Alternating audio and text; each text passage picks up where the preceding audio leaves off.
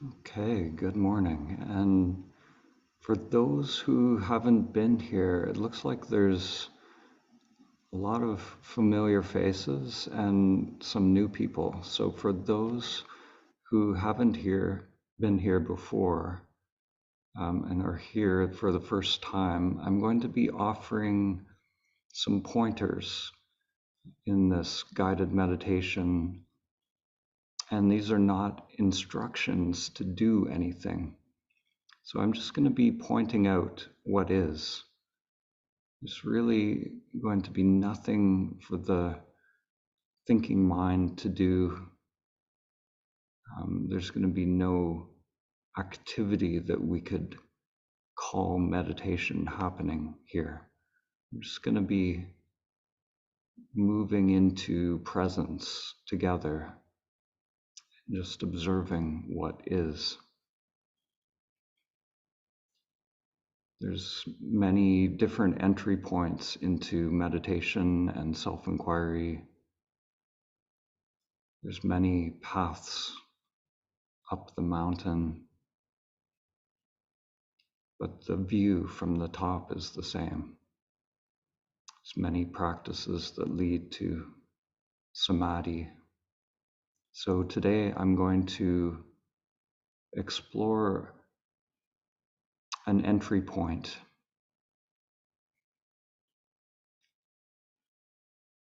We're going to use the sense gates, where you could say the senses, as the entry point into presence, into the pranic field, into what is. And as we go through this meditation, there will be less and less pointing, and eventually we'll just come into being together.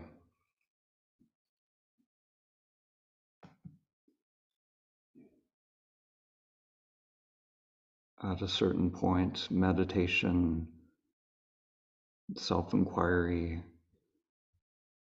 and just being choicelessly aware, whatever you want to call it, it's all one thing.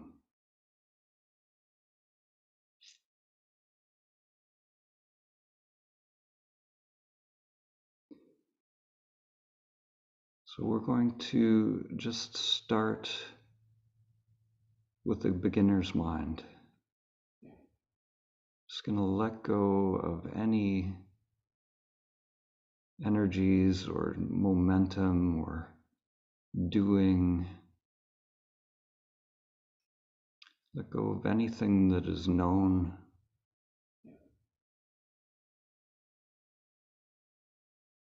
And just feel the aliveness in this moment.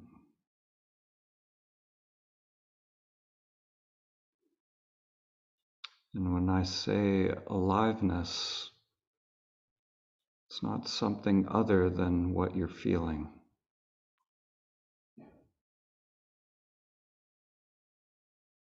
Just feel whatever sensations are present.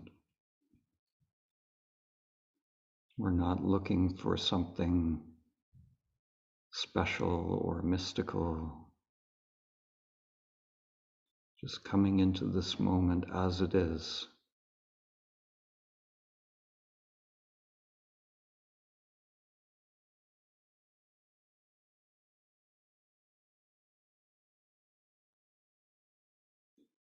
And even when I say just let everything be as it is, the mind might try to do something in response to my words.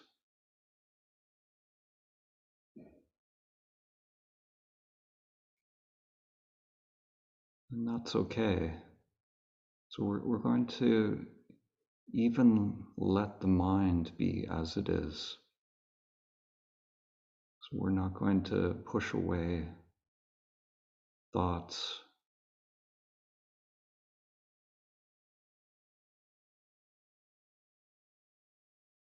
We're not getting caught in the thoughts.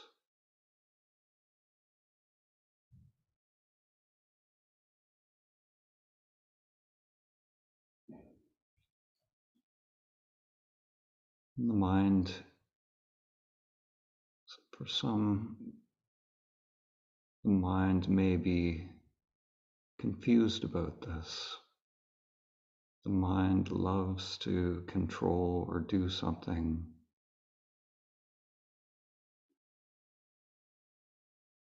There might be a little trepidation in the mind, confusion.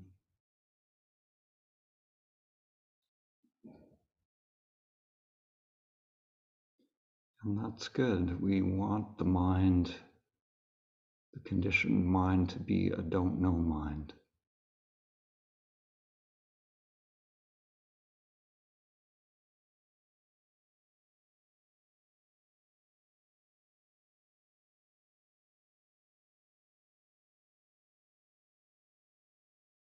An open mind.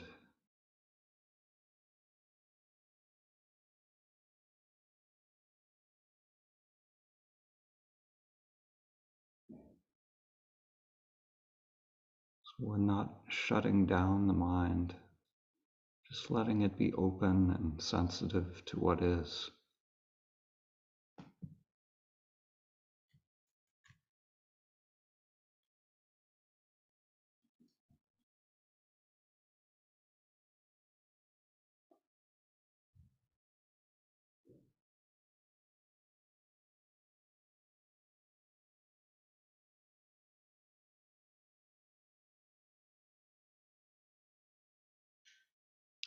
In this space of openness,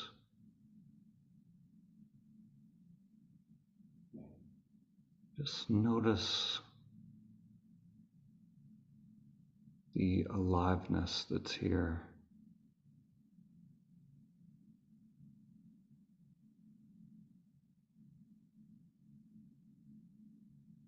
There's some impulse that brought everyone to this space.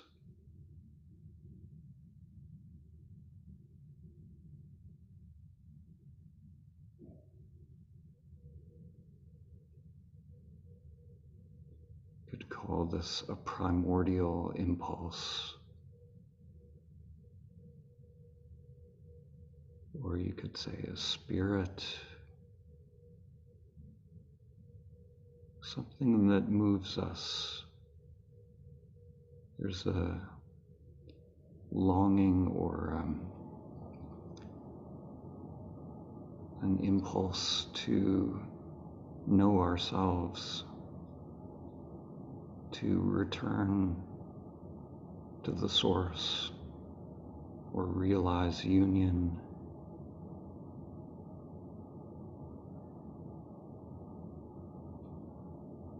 We can just feel that, whatever that is. We don't need to give it a name, but feel it directly. This common impulse to awaken, to know who we are.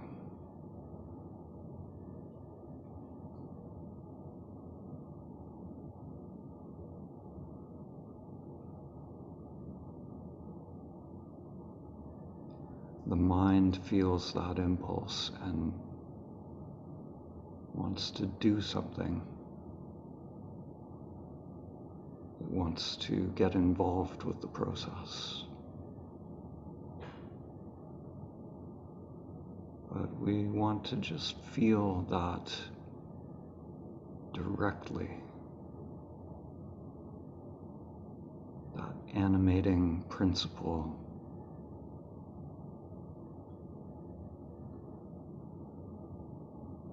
That which moves within and without,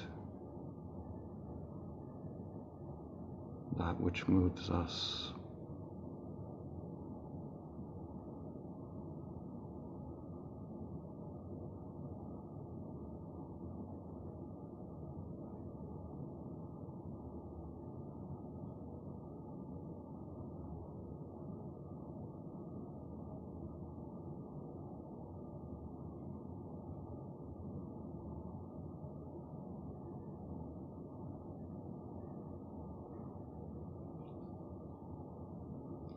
Just notice this whole field of changing phenomena.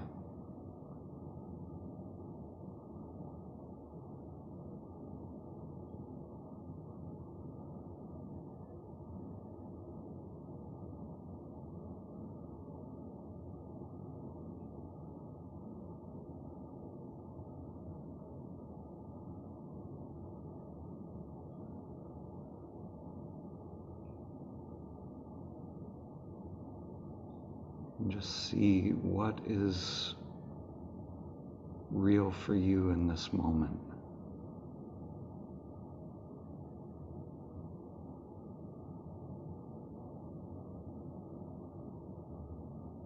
These different dimensions of our being exist simultaneously.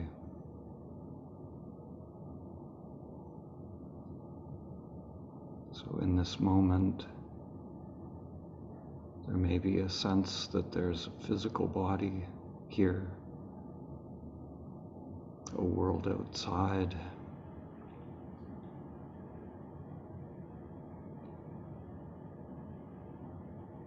There may be a sense that there's an inner world of subtle phenomena, thoughts,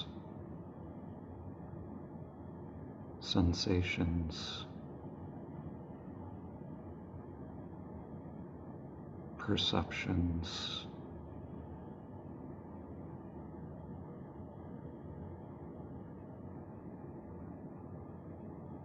maybe there's an active mind that's evaluating.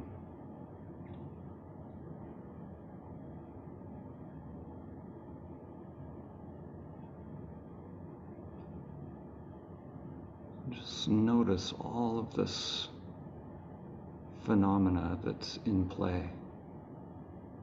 Just make it conscious.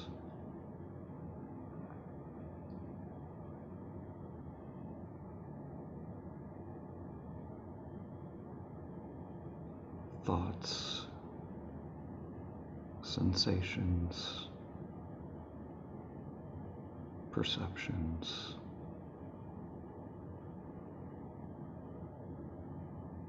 preferences, wantings, desires.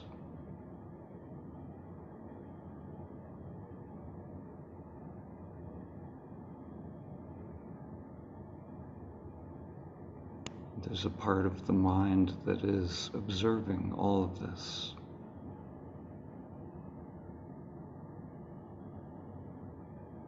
And just notice that witnessing part of the mind.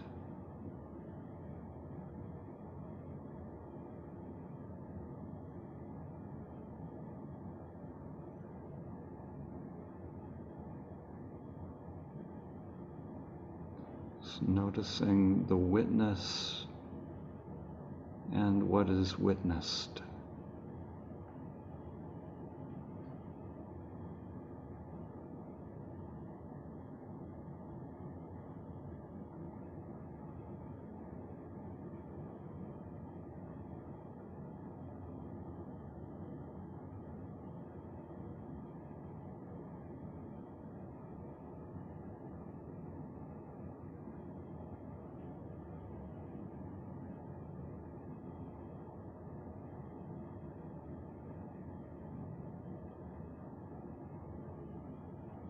Just notice if the mind is choosing or doing anything. Just let go of any concept about what meditation is.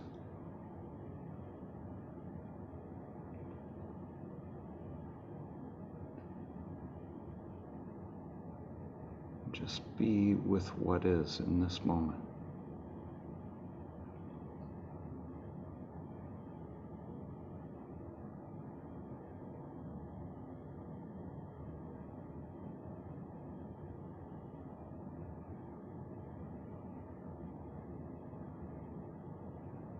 So let the mind and senses be wide open. Just open to this aliveness that is here.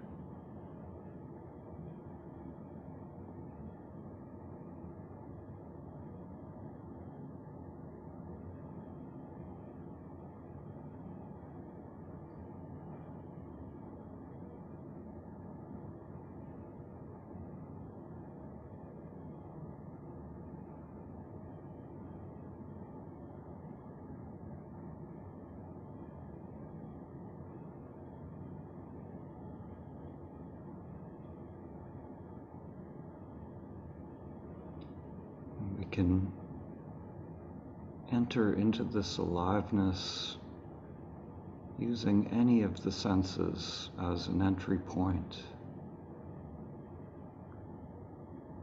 This aliveness is flowing through all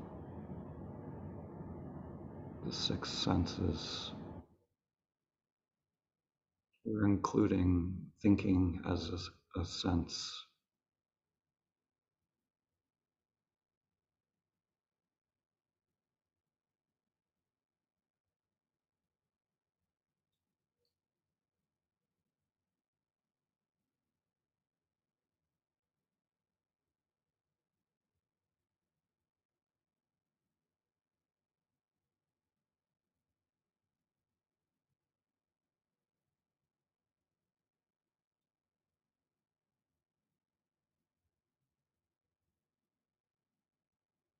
Just notice the aliveness in the eyes, sense of seeing.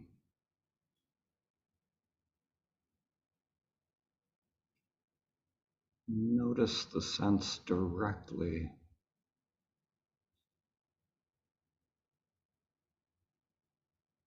So within the eyes,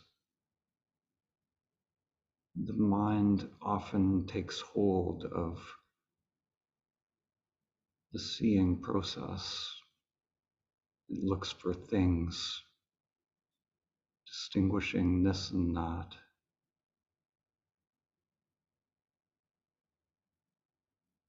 But just notice the seeing mechanism directly.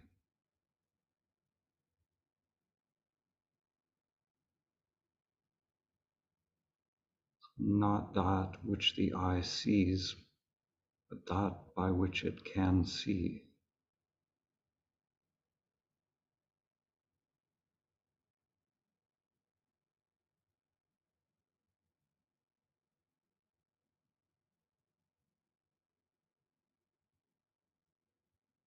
So notice the empty aliveness within the seeing.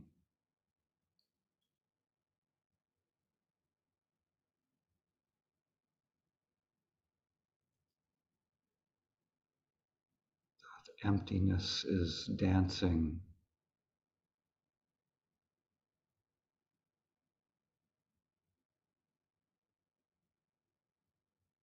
Prana is moving through that sense organ.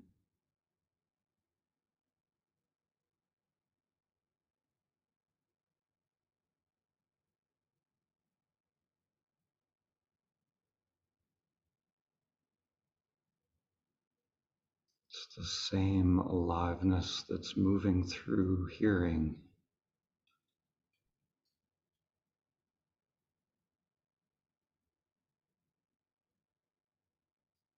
And again, the mind likes to take hold of hearing to distinguish language and concepts.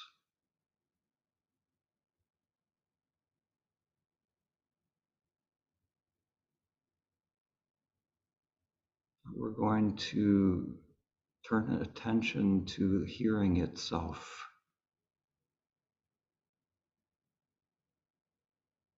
that inner mechanism of hearing. So not that which the ear hears, but that by which it can hear.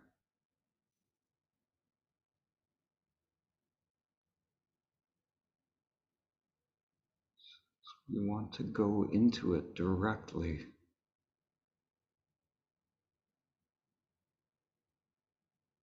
Discover that music that is dancing all form into being.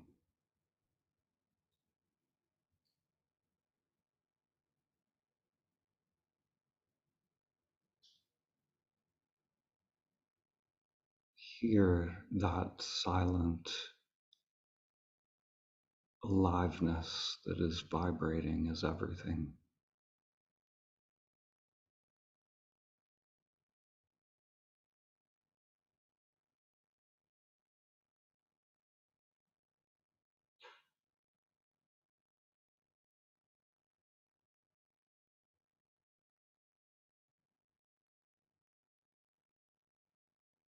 It's that same aliveness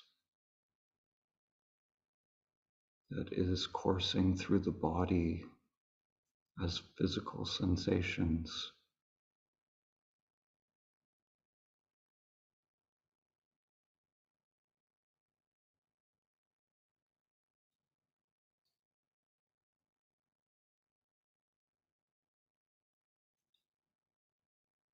And again, the conditioned mind likes to take control or filter the sensations.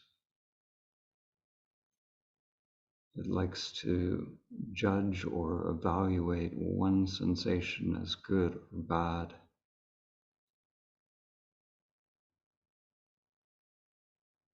Just notice the mind's tendency to label sensation.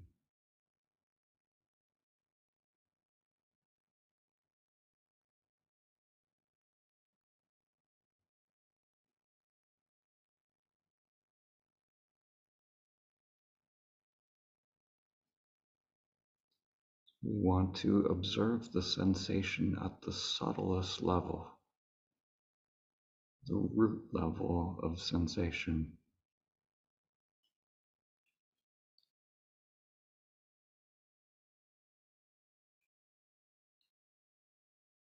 Feeling this pranic field,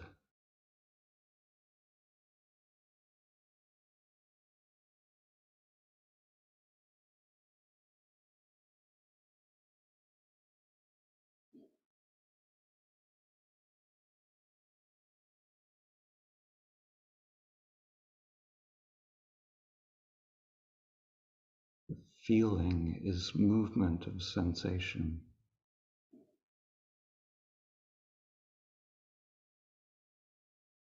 Just notice the stillness within the movement.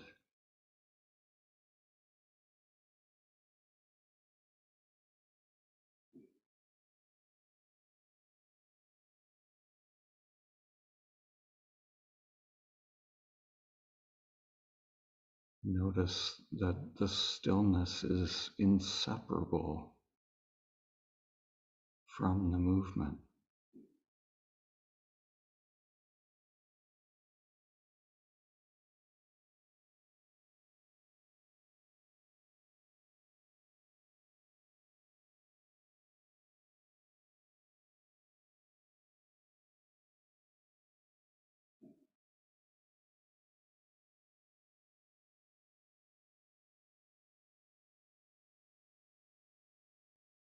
This is the same empty aliveness, the energy of thought itself.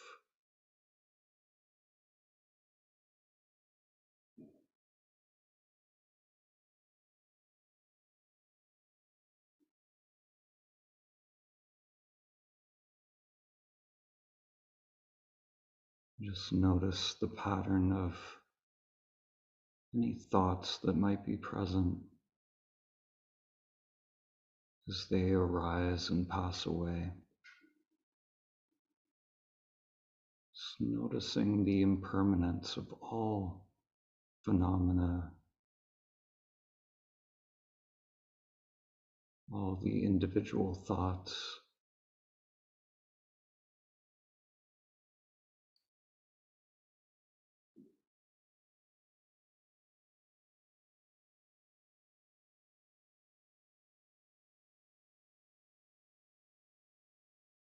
yet there is one who experiences all of this phenomena, is one who remains.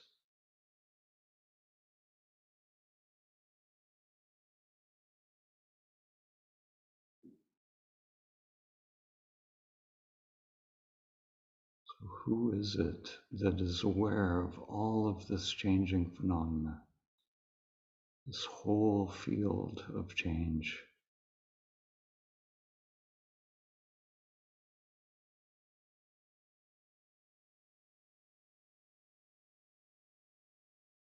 See if you can directly experience that awareness.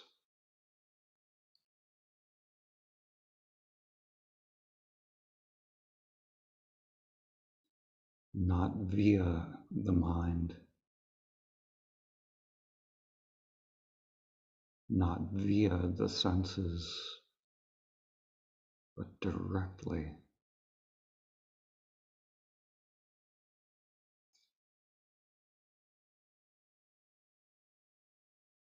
Waking up to that which you are.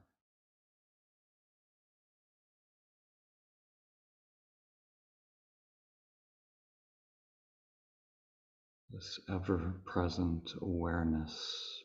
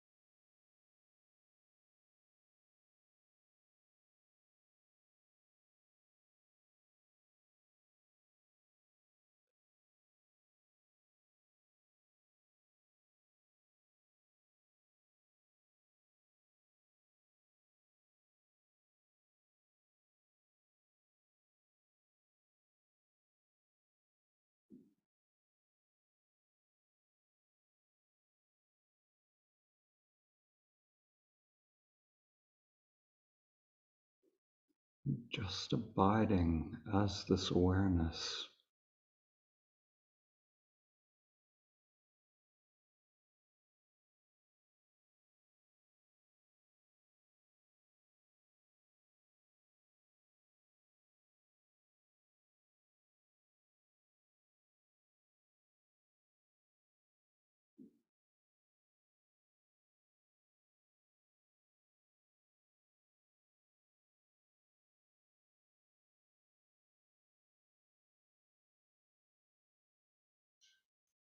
Just notice if there's a vividness to this moment.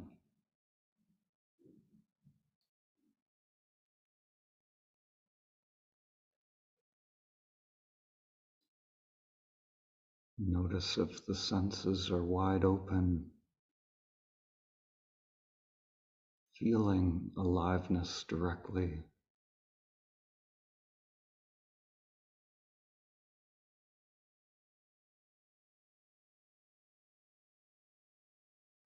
As the body's breathing in,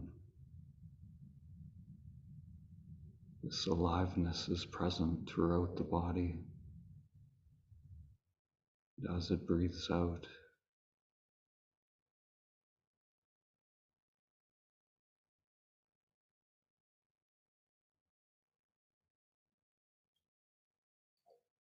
there's nothing to do.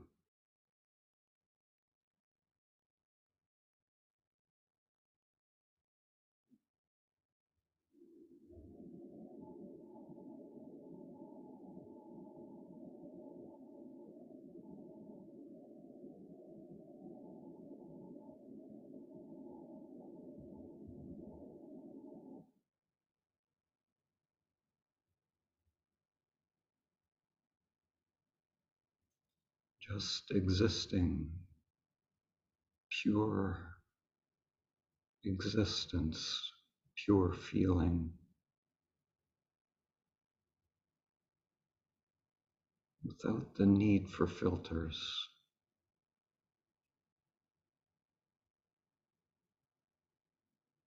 The thoughts are filters.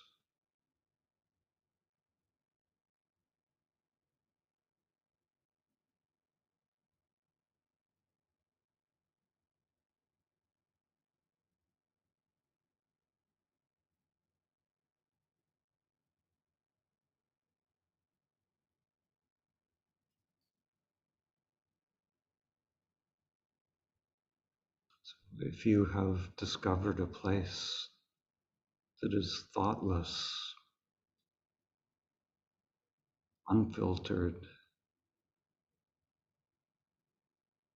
just remain.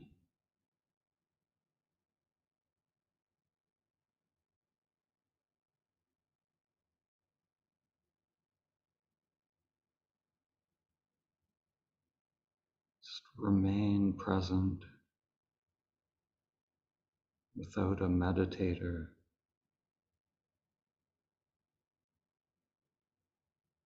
without a doer.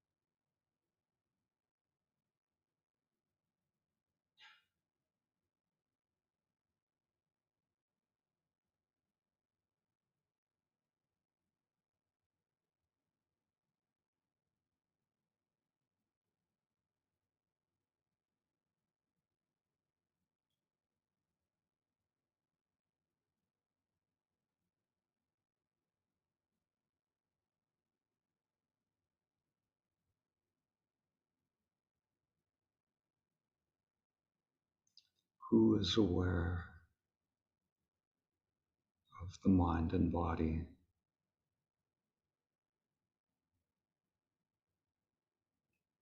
Who is aware of both the witnessing part of the mind and what is witnessed?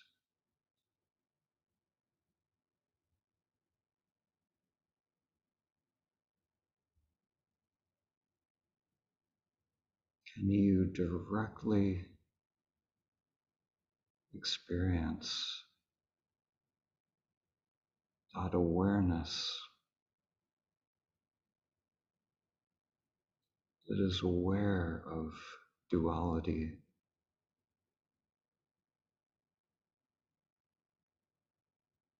that awareness that has no quality, just is?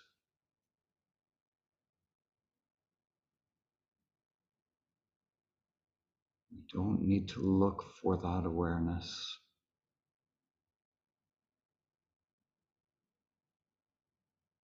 because it's already looking.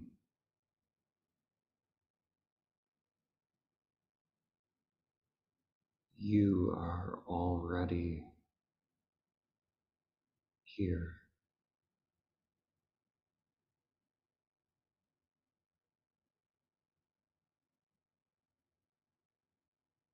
It's only the mind that searches.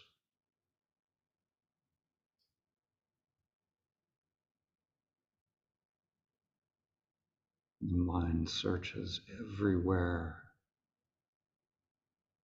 but here. Awareness is closer than the I thought, than the you that you think you are.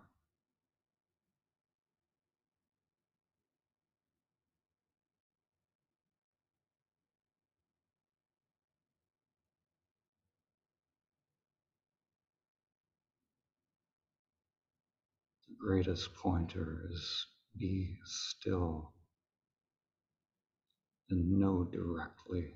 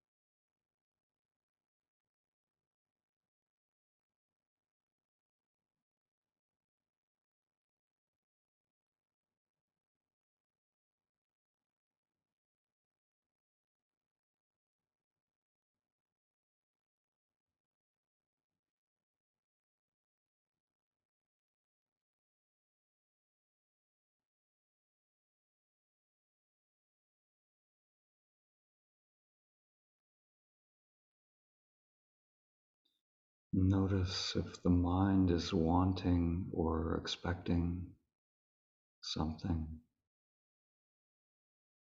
something in the future,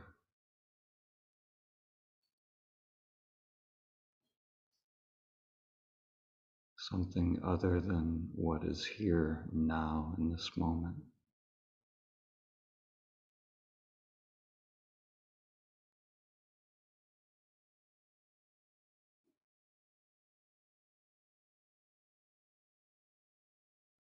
Notice if the mind is seeking some state,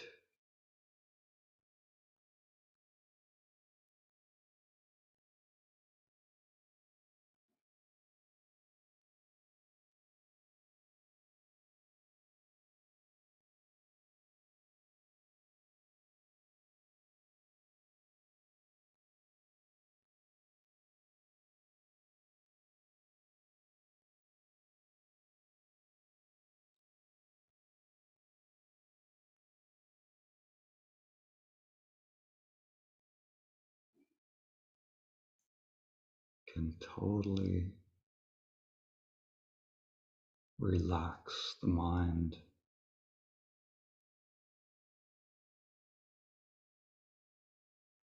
And if you find you're in a thought-free place, just be.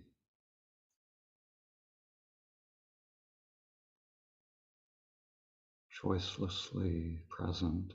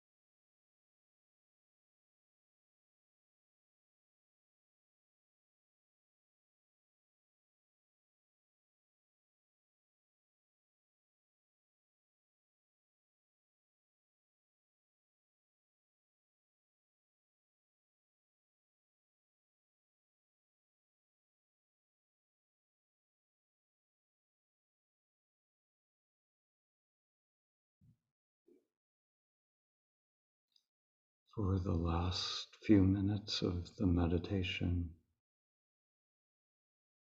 I invite you, if the eyes are closed, just open them a little bit,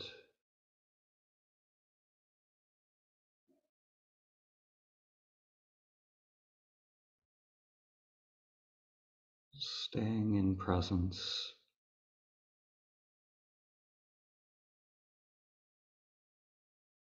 allowing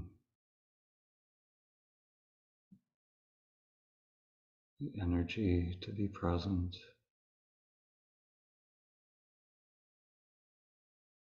flowing through all the senses.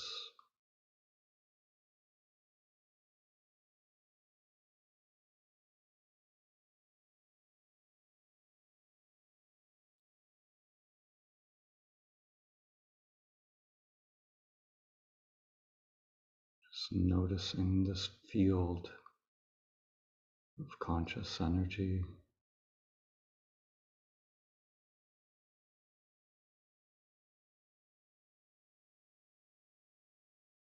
It's not separate from us, each other.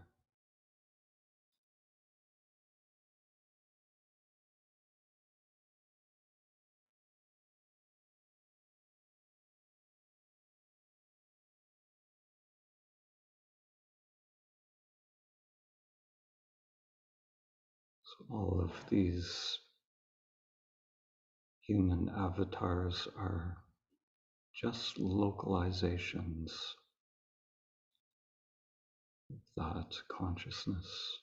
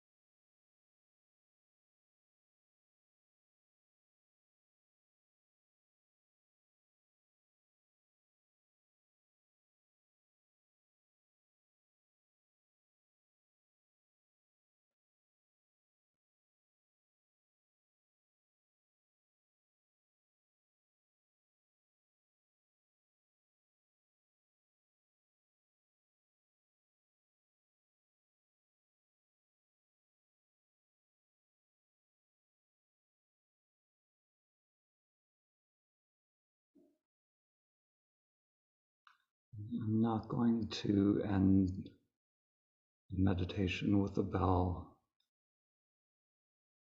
because we don't have to end being in presence or just being.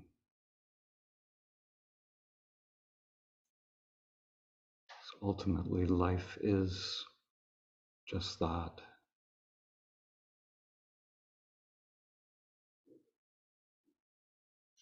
But we can now transition into the Q&A part of the session here.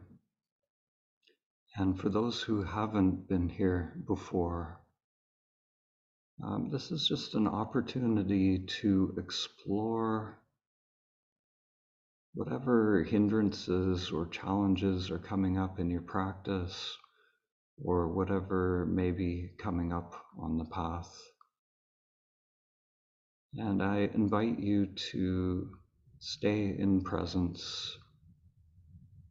There's sometimes a tendency to after the meditation to go into ideas and concepts, activate the mind. So it's stay with whatever is sort of serving the practice, serving the group, not get too conceptual or philosophical. But um, yeah, just exploring whatever is directly related to the path and to practice.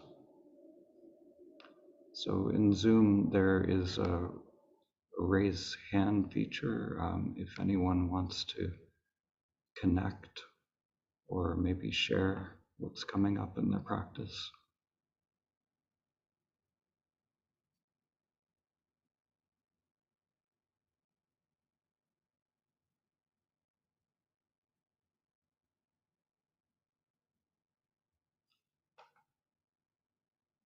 Yes, Marcella, hi there. Hello, hello from Belgium. First of all, thank you very much for sharing with us all the materials. It was illuminating for me. For the first time, I received many answers which I was searching for such a long time. Mm, amazing. Yeah, and I'm a beginner in meditation.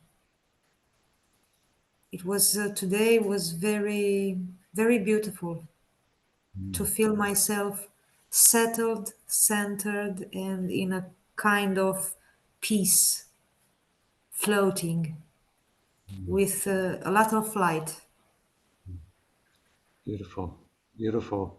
Yeah, I and had, the fact that you're a beginner is awesome because that's the mindset that we want to come to that beginner's mind. I had many moments when my mind came with other thoughts, but with a long breath, I was able to ask them to stay calm and let me do this meditation. Interesting. Mhm. For Beautiful. me, Mhm, very interesting. So mhm, thank you. mhm. Thank you. Thank you. Yeah, it's so simple, really. The whole thing is, watching the mind, when it comes with those thoughts, eventually we come to a point where the mind really understands that there's nothing for it to do.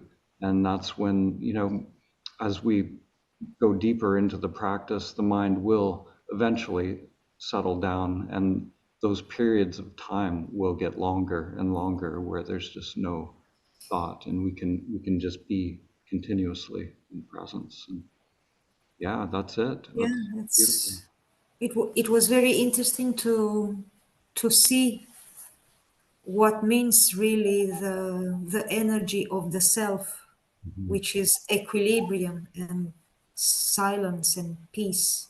Yeah, yeah, that's well put. Yeah, it is. The energy of the self is just what is what is arising in the moment, and then this little ego is always the part that resists what is, and if we can just be okay with what is, yeah, it's alive. There's this incredible directness to life and to energy. Thank you. Hmm. Thank you. Thank you. Mm. I'll go to hi Giazi. Hi there.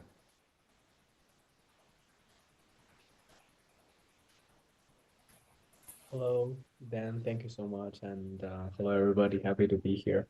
I just want to share this beautiful moment that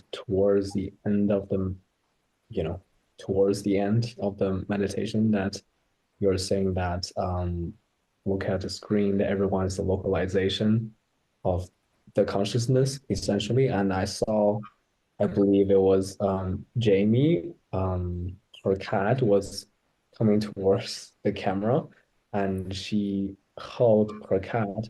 And I just in that moment I just saw that, and that's this smile on my face, and it felt so much peace. And it's um yeah, so I think like with when we're in the moment and these so simple moments that we are like very in tuned, and yeah, I just feel so much peace and very, very good. So I just want to share that.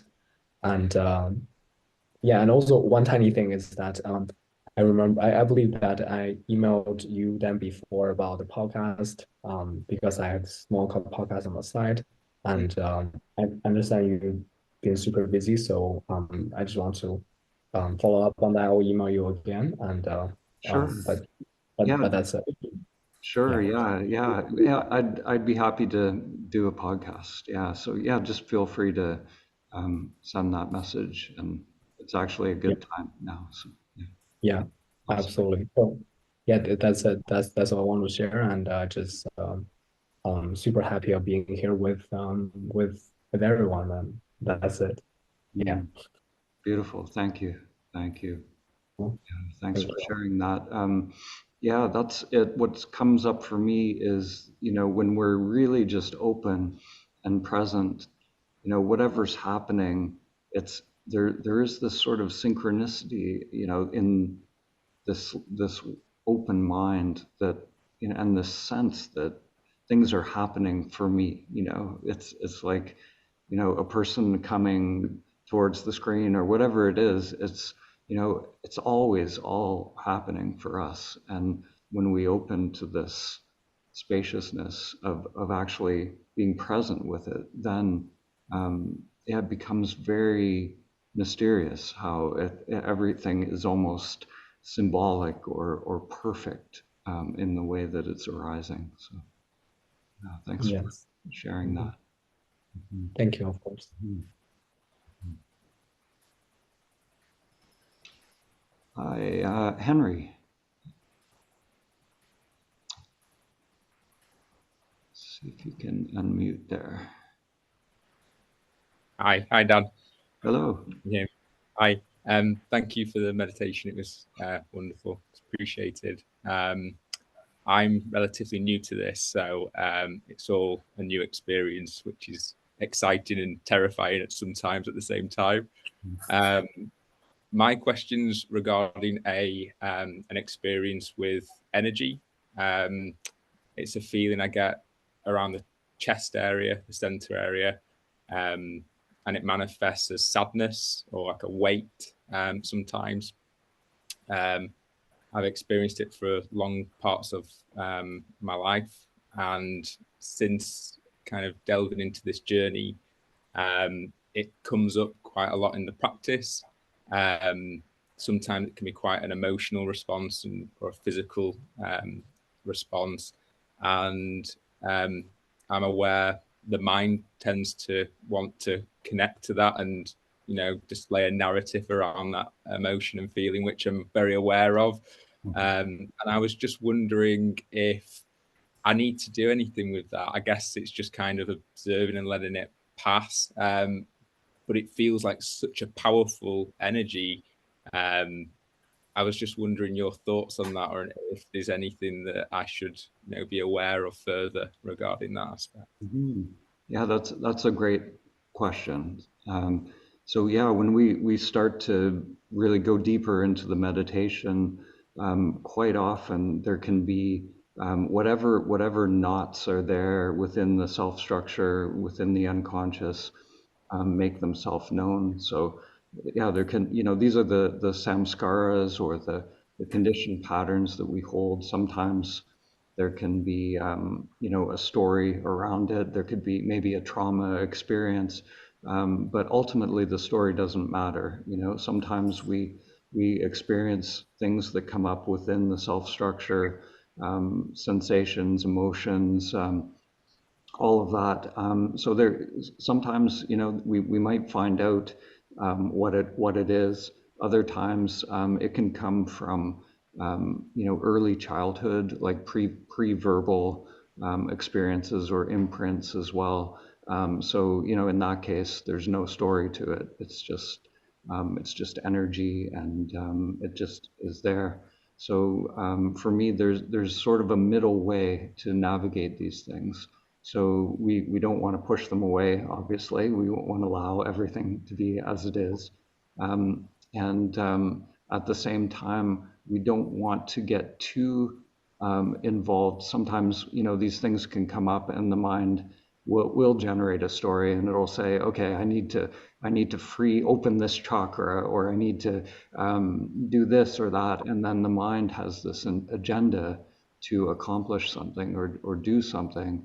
And there's an element of control or, resistance, actually. Whatever the mind thinks it needs to do, it's actually the thing that needs to get out of the way in order for that to fully move and fully express. So, to me, it's about having a complete experience of whatever is coming up in the practice, and sometimes, there will be emotions, there'll be tears, there'll be whatever is just happening, and so I think the key for me in that is, when that is unfolding, just notice if the mind is getting involved and manipulating in any way.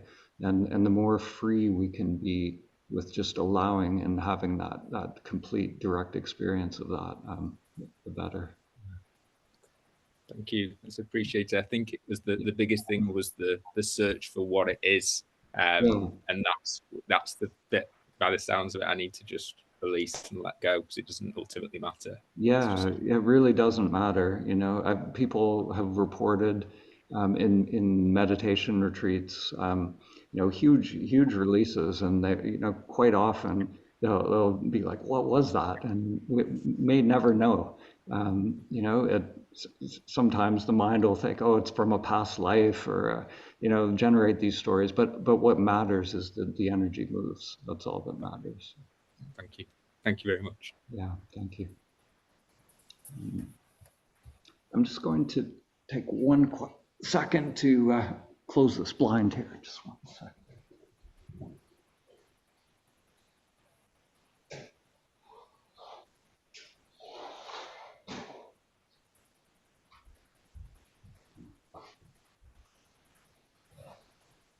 There we go. That's better. Okay. So I'm going to go to, is it Mile, or I'm not sure how to say the name. I'll go to you. Hello. Hello. Hi. Yes. Hi. I had a simple question. Sure. When I'm going through meditation, almost every time I fall asleep, sitting up. I've tried meditating with my eyes open, and it seems like I can't focus. Is this something I should practice? Is maybe meditating with my eyes open more often? It can definitely be helpful. Yeah. Generally, when we close our eyes, we're sinking more into the interior world, into the unconscious, so it can be more dreamlike, and there's a strong pull of that unconscious mind. So yeah, if opening the eyes can be helpful, and I have a few tricks for dealing with tiredness. The mind, like there's certain habit patterns of the mind that come up for different people. Tiredness is one samskara or habit pattern that the mind will generate. It's a pretty common one. So one of the things I like to do with all of the hindrances that are coming up is to just, we just allow everything to be as it is, but we want to make it conscious. We want to make it completely conscious. So sometimes if a hindrance is overtaking us in our practice, it's because there's some aspect of it in play that is unconscious. It's still operating in the shadows. So with tiredness, there may be some sensations in the body that we can tune into, so we can actually make the whole pattern of that tiredness conscious. So you could ask yourself, how do I know that I'm tired? Where in the body is that tiredness? Is there a heaviness? Is there around the eyes? Is it, maybe a change in the breathing when that tiredness comes? Is there, a contraction in the breath? And it can be, very obvious things, but it can be subtle as well, these little subtle patterns that come. And if we can really inhabit that tiredness, make it completely conscious, it will actually drop away. So we're not sort of forcing it or trying to get rid of it. The paradox is by fully inhabiting it, then it can transmute. So we're just really allowing it to be as it is, but experiencing it fully. Okay, thank you. Mm-hmm. Yeah, thank you.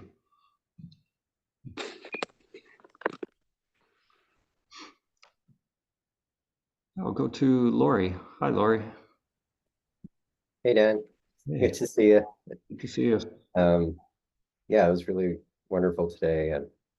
And my question is about kind of maybe balancing, like letting go with this staying conscious thing. Because what I notice is that sometimes I'll just go into this bliss state and everything will kind of start to get, there's this, it sort of feels like I'm falling into nothingness or something. And it's very pleasant. And it's not quite like falling asleep, but it's similar. Like it just feels like there's this, this letting go, but also this loss of consciousness at the I same see. time. Yeah. Mm-hmm. And I remember one time I was at a retreat and I was practicing this sky gazing where, you just look into the blue sky and just this undifferentiated thing. And I told the teacher about it and I said, that it felt like I was kind of losing consciousness. And she's like, well, stop doing that. Don't do sky gazing anymore, right? So like there was something bad there or something, I don't know. So,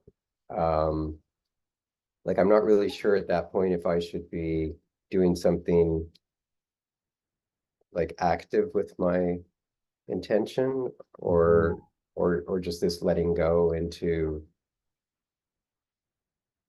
maybe sleep. I don't know. Maybe like, Yeah. So this is the paradox. So you're at a really good point in the practice where, there's something in the mind that is letting go. The mind, like the meditation is the dropping off of mind and body.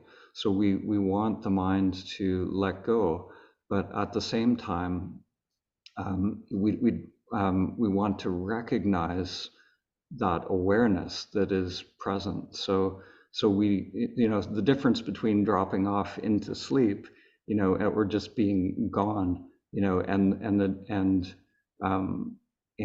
awakening, fully awakening is we recognize, or that awareness that is ever present wakes up.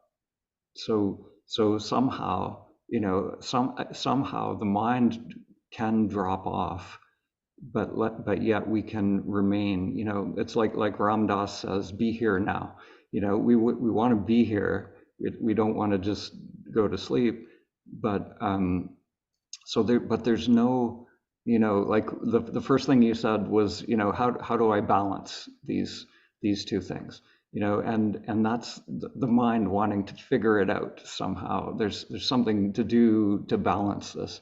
So, but that somehow there's, I don't even want to say a way, because there's no doing, there's no way to that recognizing that awareness that is ever present. It's simply present. So to me, the whole practice is really just being, and recognizing being, or being recognizes it itself in the moment.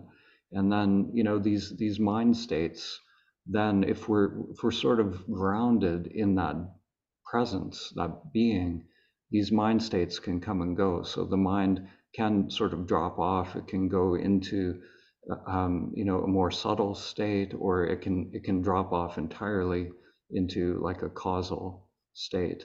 And so it doesn't really matter what the mind is doing. These states can come and go, but what we want to do is inquire directly into that awareness that is ever present. You know, and that's the trickiest thing, because there's no trick for the mind, right? Like the mind has to give up, and then what remains, you know, that beingness or I amness that is ever present. Somehow my sense of I flips to that, and it's you know, so rather than being in that mind that is, you know, dissolving or going into this other state, I remain. I'm just here. Does that make any sense? Not exactly. I mean, it makes sense, but it doesn't really provide a guide. It's kind Yeah, of um yeah, just sort of, you know, keep practicing and hopefully it'll happen kind of thing.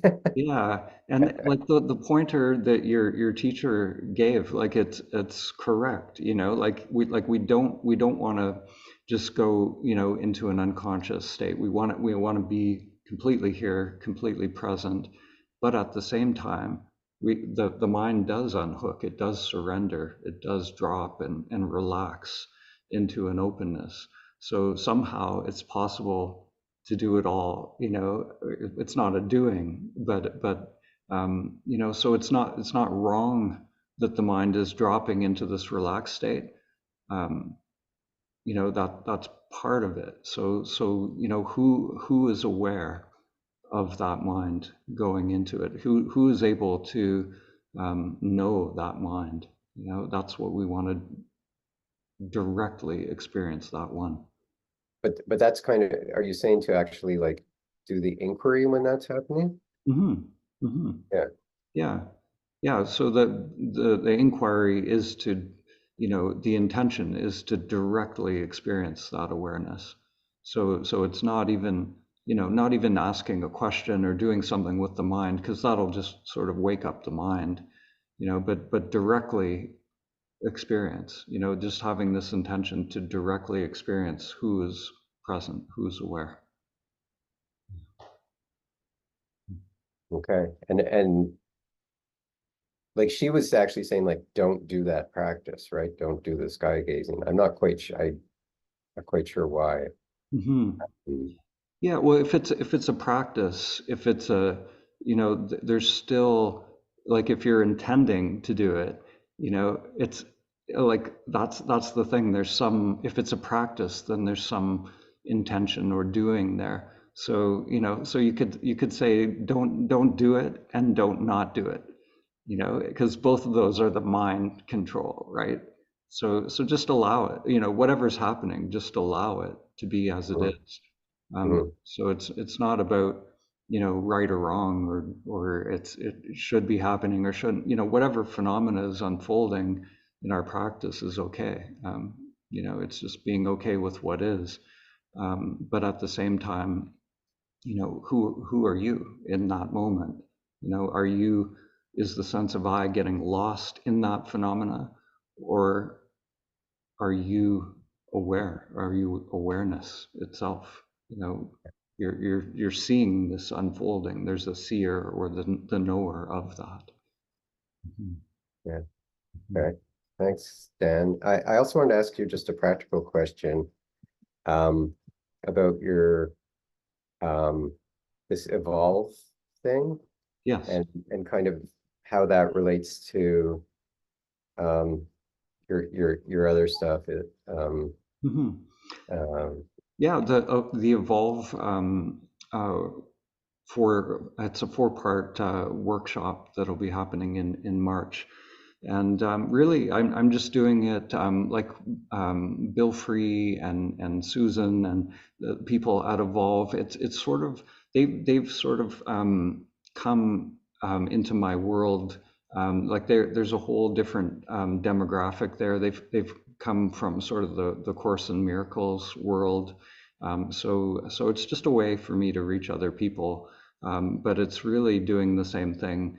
You know, the 4-part series there is it's just like a little microcosm of what we do at the retreats. Basically, I'm just taking people through self-inquiry and the steps and stages. So that's it. Yeah. So it's just a way for me to connect with a different world demographic, I guess. Okay. Wonderful. Okay. Thank you, Dan. Thank you. Thank you.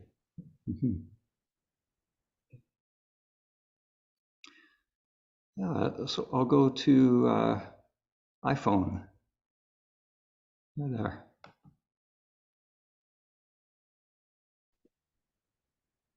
Is this me? Yes. Oh, hi. Hello. Do you hear me now? Yeah. Oh, hi. Hi, Dan. Yeah, I wanted to first of all thank you so much for your hourly Zoom meditations. It's so important for me to develop a practice, a daily practice. And over here in Los Angeles, it's at 4 a.m., which turns out for me perfect, and it's really great. Awesome.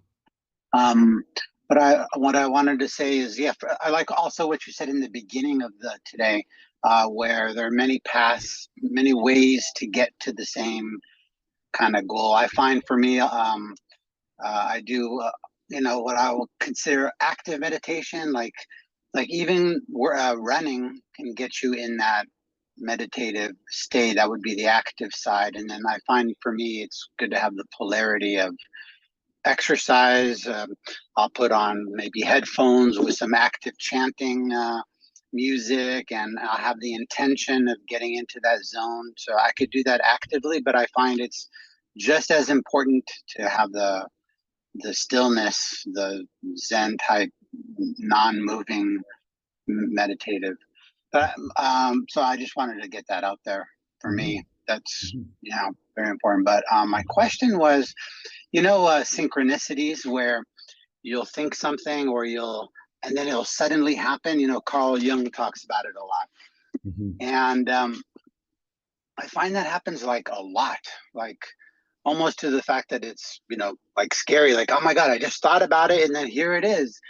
And it makes me like wonder, like, the idea that we create our own reality, like that reality is like a projection of our consciousness, that everything is really created by us.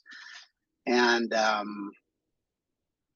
don't know what you would, I mean, if everything that we see, everything is really, we're all one. Yeah. And maybe that's why these synchronicities occur, because at some point it became conscious. Before, maybe we're creating everything on an unconscious, subconscious level. We're not aware that we're creating it. And when we get to synchronicity, there's an awareness of it. Yeah. Yeah. I don't know. Yeah.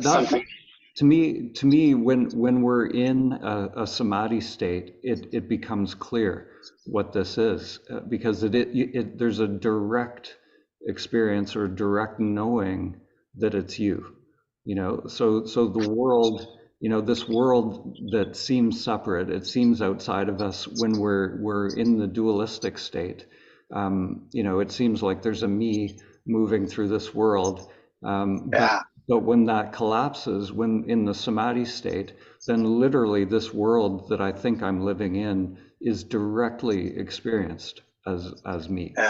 Yeah. So that's it. So the closer we go to the samadhi state, the more we sort of sense that, we sort of feel that, we start to notice the synchronicities, we start to get a sense that it's this one big mind communicating with itself, and the more we move along that continuum, the more incredible it is. Really, it's a mystery. The little self is in more and more of a state of awe as it moves along that continuum, until we reach that samadhi state where the little self is just blown open. It's like, it has no idea what it is, but we directly experience, or we directly know what it is. It's clear what it is because you are that. Yeah. It's a huge mystery, and I guess just being with that mystery without trying to solve it, to just be with it and sense it, and just this life is a definite huge mystery. Yeah, that's it. Yeah. Not solving it is the thing for the little mind, to really know that, the little mind, I see it as a reducing valve, and somehow we've become identified with the reducing valve. And so to give that up, then we can directly experience it. But then, we re-identify sometimes with that filter, and it wants to know, but it's actually the limitation, so the paradox of the human experience. Yeah.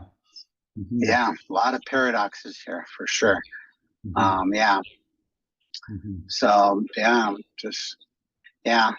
so I just wanted to say that about the synchronicities. Yeah, I think it's just the fact that we're all one, and sometimes we become aware of it, so we get a synchronicity thing, and not trying to make it it's not really a big deal, because we're all anyways part of this. Feels like almost like a flow, like there's just there's just evolutionary flow, divine flow, almost, that we just kind of go with it. Yeah, I love the river analogy. Is a great analogy. Yeah, it is the energy, the Tao, whatever you want to call it. It's like a river, and we can fight against it and go here and there, but the reality is we're going down that river. It has its own direction. So exactly. Thank you so much, Dan, for everything you do. Yeah, thank you. I like what you said about the at the beginning as well, about the active meditations as well. For those who are new, we do a lot of silent sitting and meditation, but these active practices, in the Yoga Sutras, there are 8 limbs of yoga. There are many different practices that can be, almost anything can be used as a meditation, because those practices can, it hones our concentration and single pointedness, and anything can be used for that, really. Like for me, I like the Hare Krishna mantra. For some reason, it works for me, like the Hare Krishna kirtans, and I just put on really good headphones, and I'll get on a treadmill or anything that gets my heart rate up for 30 to 60 minutes, and that really puts me in the zone. I just use it to get me into that place, but the stillness is the polarity thing of having the both sides is just as important. Have the silence and the stillness, but the polarity thing works for me. But I think everybody has to find what works for them to get them to that same place. As you said, it's all about getting to that same place. Yeah, that's it. There's endless techniques and practices, and for me, even when I was really getting into meditation, I moved to this property, and I'm on a rural property, and one of the most amazing things to bring me sort of as a stepping stone into presence, I had a lot of trees that came down, and I would do chainsawing, and I was learning to use the chainsaw, and you have to be so present with the chainsaw. You have to be completely in the moment, and I found it was an amazing concentration exercise to just be with that. So I would go from the doing chainsawing to sitting then, and it was an amazing entry point. So but you could use chanting, you can pranayama, all these different entry points. And like you said with the river analogy, noticing what's a resistance and what's an allowing, what works for you, and then just do what works and don't do what doesn't work. And so it's kind of the same thing with getting to that meditative state, which I look at like a portal out of this kind of dual world that wants to like take your consciousness away, like the Matrix, and like the meditation's like a portal, but then you come back and refreshed, like a refreshing. Yeah. But anyways, thank you so much. I don't want to take everybody's time. Thank you. Thanks for connecting. Appreciate it. Yeah. Yeah. Thank you. All right, I'll go to Sage. Hi, Dan. Hello. I'm so happy to see you. I really appreciate you and all you offer. And I was in the meditation workshop that you offered, and I gained so much benefit from that. And I notice as time goes on, it's been more difficult for me, even though I'm doing the morning meditations, to really stay in that ability to focus. And what I notice is, or my challenge is, I have trouble with concentration, kind of like an ADD thing. And I don't know if there's something that I could do to help me increase that. I also started off in the Goenka Vipassana, so I'm very connected to my breath and feeling the breath going in my nose, and that seems to really bring me in. But I don't know if you had any other thoughts about that. Is there anything in your life that is sort of like a natural concentration object? Like, and by that I mean, like for me, I'm into music. For some reason, my energy really comes alive with music. So for me, like playing piano is like a natural focus. It's not an effort. It's like the energy wants to go to that meditation object. So I can concentrate for long periods of time with music, and it's effortless because it's like the energy just wants to go there. So I wonder, is there something like that where it's just really easy to be with that object?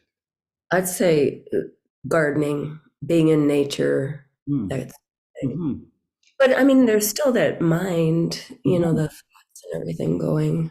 Yeah, so maybe if there's something, maybe if the gardening is like your energy really wants to go there, use it as an opportunity to be fully present, with whatever flower you're with, or whatever plant is there, really being there, and you could use that as a practice, or there are other, a lot of the yogic practices, like the, have you ever explored the pranayama or those sorts of things? Yeah.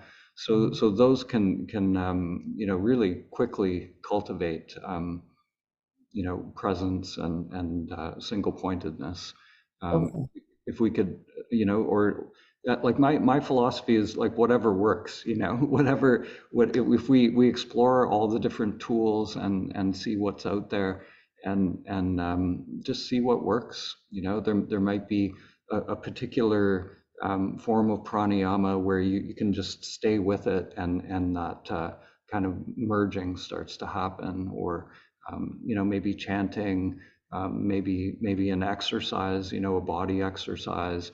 For some people, ecstatic dance, or body movement, yoga, physical yoga, the asanas. But yeah, I think it is an exploration. I think there's certain things that we'll find when we're ready on the path. It's like the synchronicities we were talking about. These things come onto our radar when we need them, and I trust that process. I trust that the right tool will come at the right time. Okay, thank you. I appreciate that. Thank you. Thank you.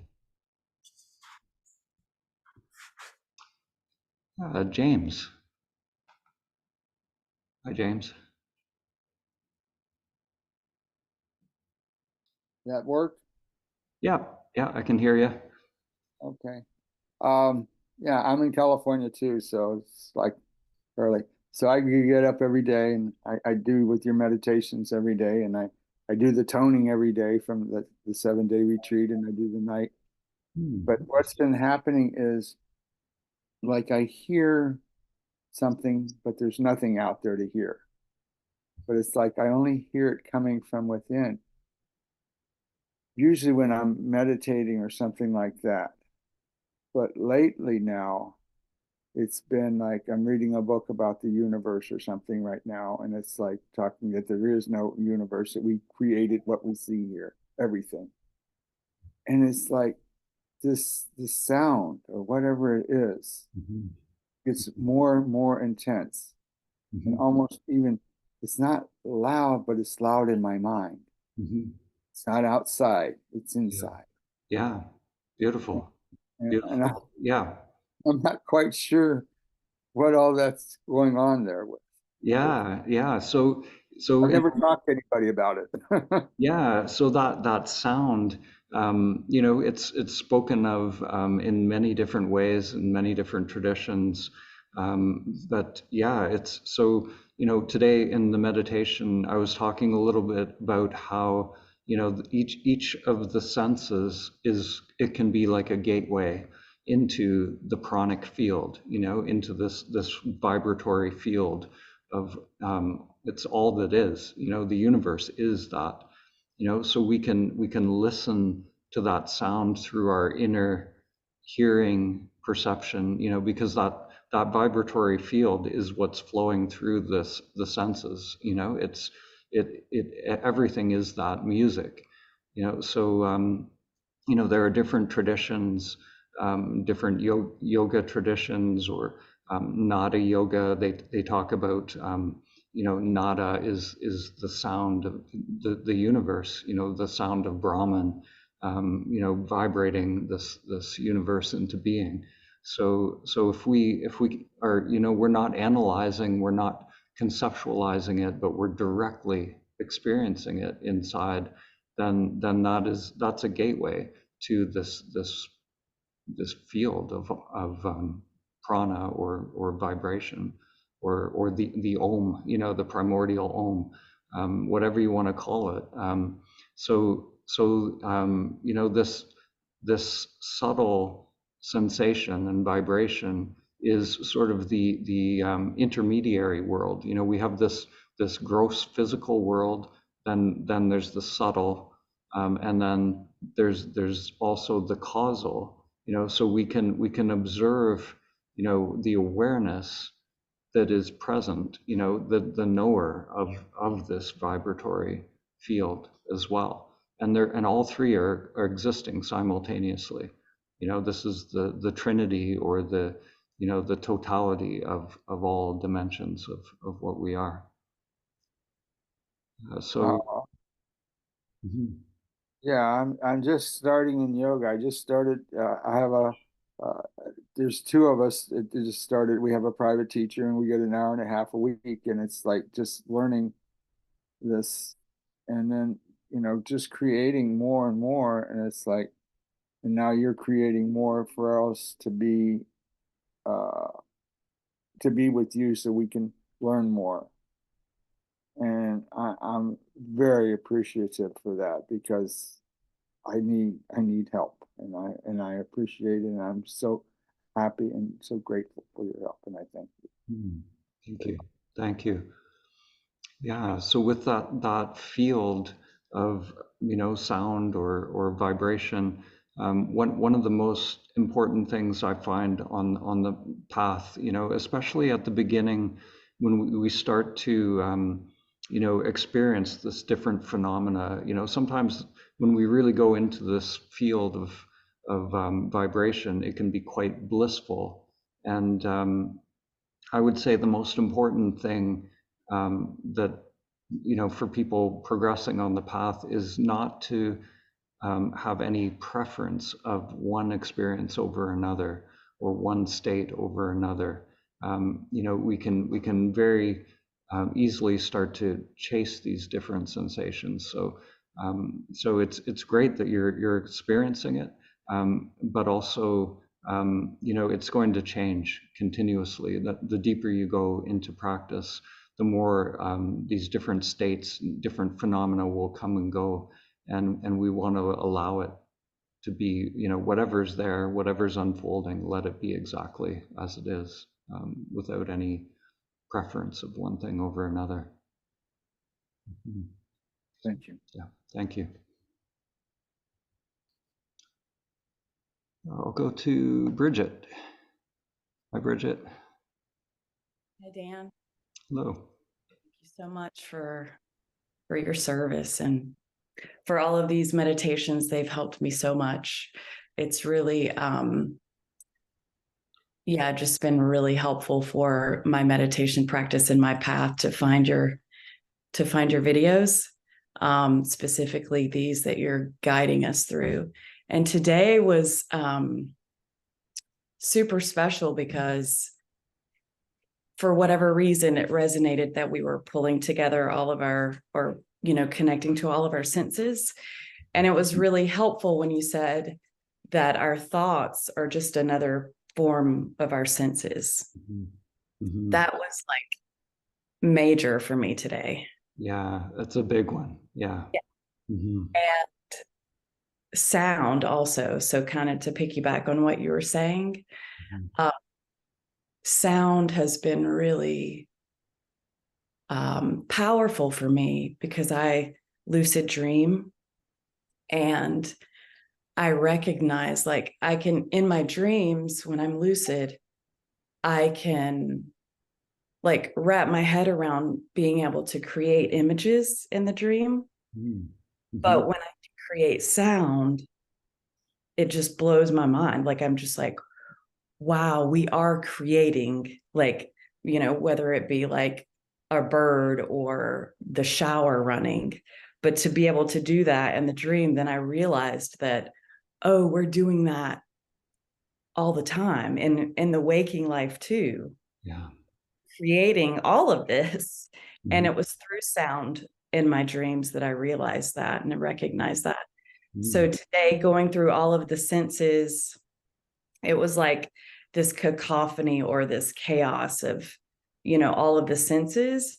And then I was able to recognize, or to come to that stillness within all of the senses and all of the chaos, and turn towards that witness and experience. Beautiful. It was super powerful today. Amazing. That's great that you got that. Yes. Yeah. Thank you so much. And also, will this be uploaded to the internet? Yes, okay. It will. Yes, it's being recorded. Yeah. Okay. And just kind of also to reflect on what you just said, it's easy to kind of get to like say, oh, I really like, this was a really powerful one today, but not to get stuck on, that, because it's always changing and ever changing. That's beautiful. Yeah, I love the way you describe that.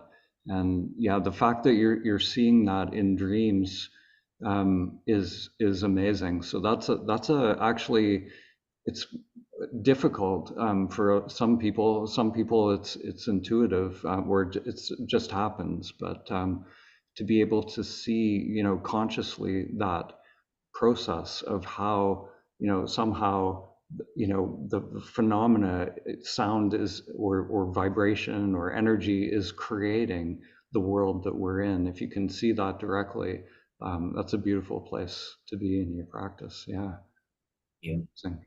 I just want to say so much gratitude for whatever is calling us all here. Right. Yes. Like today, you said that in the opening of the meditation, that force or that energy that's calling us to all be here today. So, so much gratitude for that. Thank you. Thank you for sharing. Yeah. Yeah, beautiful.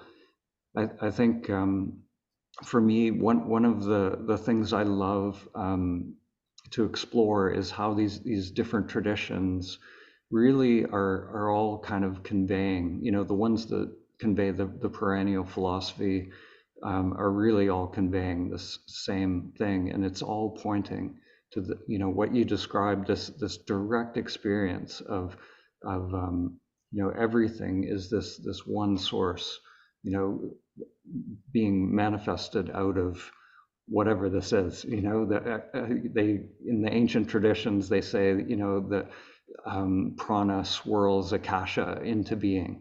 So whatever words you want to use, but there's a mystery here where we can directly experience that, and when we see that, then it's more like a play. It's like a play of form. And yeah, thank you. Thank you. Mhm.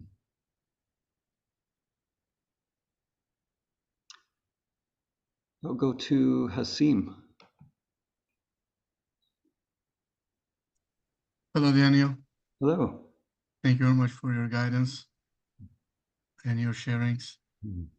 I want to ask a question, but beforehand, I want to say it may be a little bit confusing because I'm a little bit confused. The question is, like, as far as I know, there are two or three main types of meditation, right? Mindfulness of breathing, self-inquiry, or just sitting, pathless path. Do they melt somewhere and become one, or is there a method that combines all these three methods into one? Yeah, that's a great question. And so, yes, like they are ultimately, just sitting, or just being. All of these paths, we when we come to meditation, everyone who comes to meditation, the mind is in motion. So if we're just sitting, or we're doing a practice, we're whatever that practice might be, there's some aspect of the mind that is in motion, that's filtering our experience. So whatever is in play, the practice is, we have this intention to just be here, to awaken, to realize our true nature. But then there's this unfolding that happens within the self structure. So that unfolding happens differently for each person. We all have different knots within the self structure, and different filters. But eventually, when the mind and body, when that pathological mind drops, and awareness is just present, then we're just here. So all of the practices lead to just being here in this moment, unmediated or unfiltered by that conditioned mind. And that's just sitting. That's just being here now. And so, but to get there, there are many different unfoldings for each person on the path. Even though that awareness is ever present, the awareness is here, but yet the filter is, more or less permeable depending on the person. Yeah. So for me, they're exactly the same. At a certain point on the path, there's a converging. It's like that idea of all the paths going up to the top of the mountain. But once you're at the top of the mountain, it's the top. It doesn't matter how you got there. The reason that I asked this question is, like, I have been practicing meditation for a very long time, and the first time I was instructed on the mindfulness of breathing, and later, I would say recently, I switched to just sitting, which is a little bit difficult. But on this long journey, I found one thing. This is maybe about myself. when I just try to meditate on the breath or just sitting, it's kind of it's there is no feeling, you know. It's very cold. It's, you know, it's like a monk. You focus on the breathing or you just sit.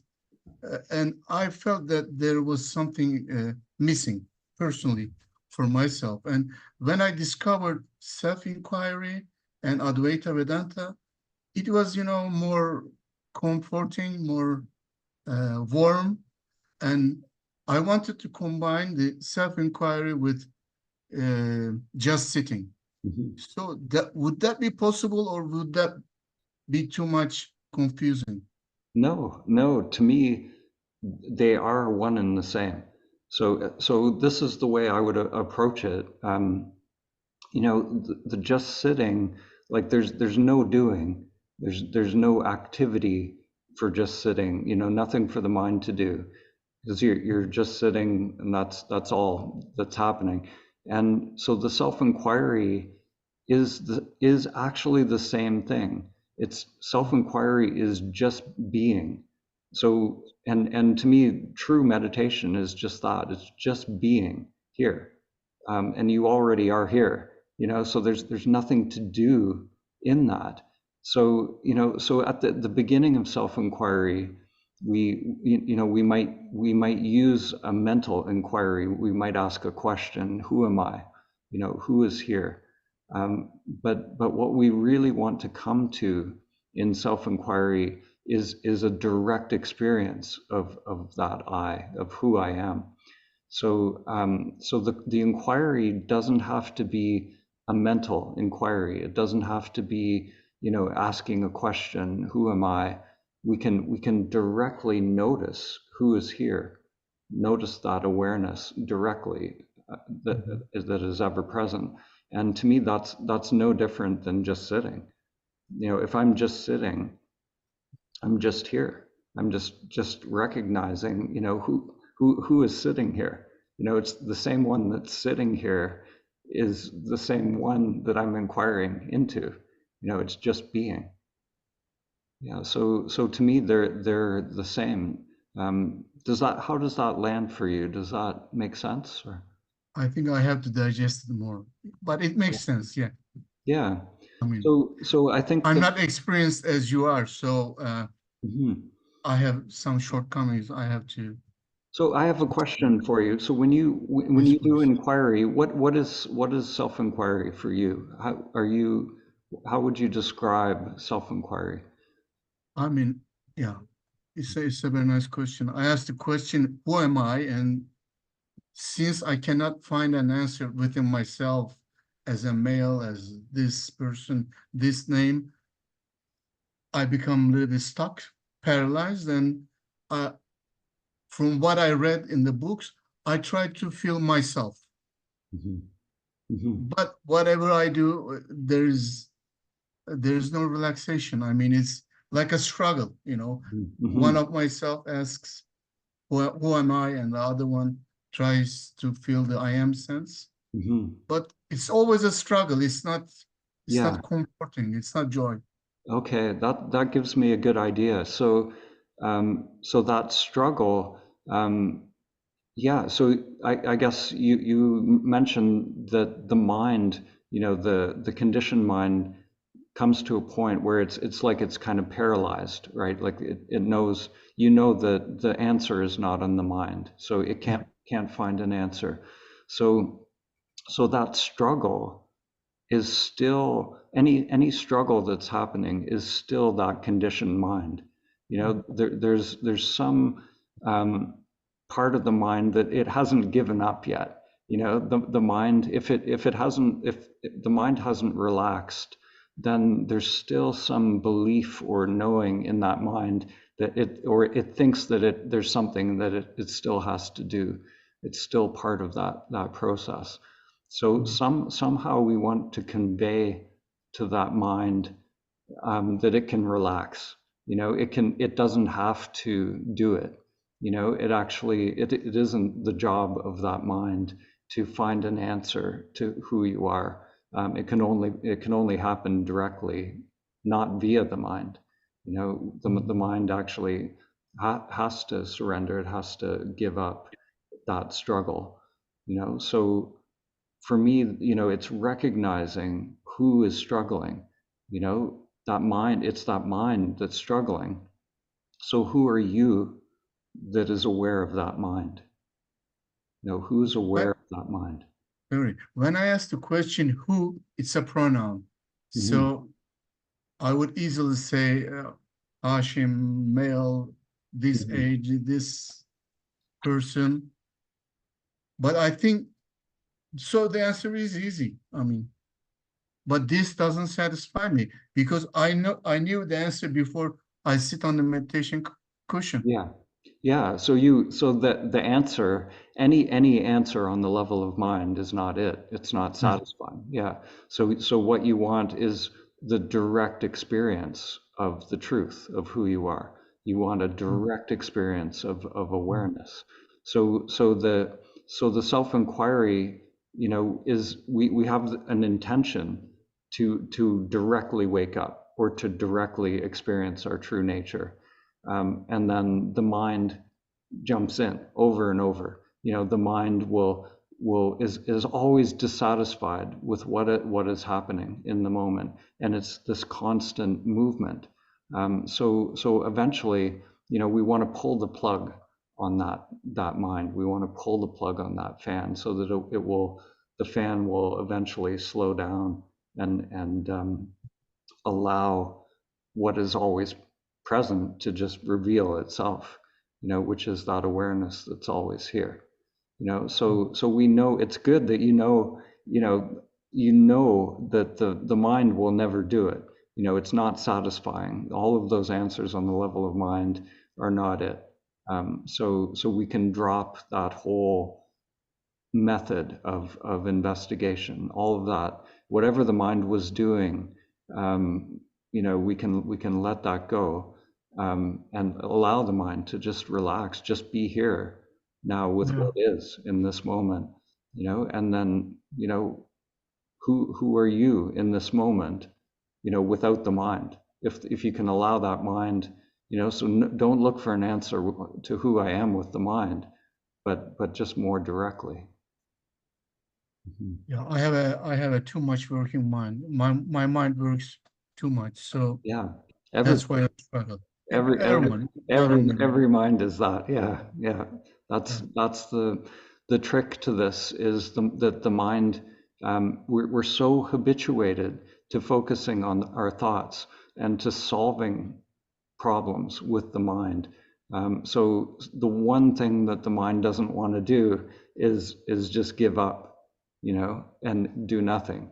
That's the one thing that we in this process that has to happen, where that mind has to give up. It has to come to a realization of its own limitations in this process. And when we really get that, then that seeking mind, that seeker can let go. Last, I just want to share, at the end, when I just sit, do nothing, that's the place where I become the more peaceful. Not following the breath, not being mindful of the breath, or not asking the question. When I just sit and do nothing and just be, it's like end of the road. I feel very peaceful. Perfect. Then it seems whatever's happening or not happening in that meditation, that seems like, you know, that's the way it seems like for you. Yeah. So the self-inquiry is just, you know, it's not something separate from that peace that you're experiencing there, you know, who's experiencing that peace? You know, that's you. That's it. Yeah. Thank you very much. I appreciate your answer very much. Yeah. Thank you. Thank you. Thank you. Yeah. All right. Well, thank you, everyone. Yeah, so we'll be back here next month. And for those that don't know, on the Awaken the World website, we've done a little bit of a redesign. So we have all of our events. There's one page now for all of the stuff that we're offering, and different things. Chad Charles is doing a breathwork practice. We have our morning silent sits every day. And we're going to be adding different events onto that page. Over the next year, we're going to be really offering some new things. So if you haven't checked out the that online website, the Sadhana page, then yeah, check it out. And yeah, so thanks everyone. It was beautiful connecting, and we'll see you next time.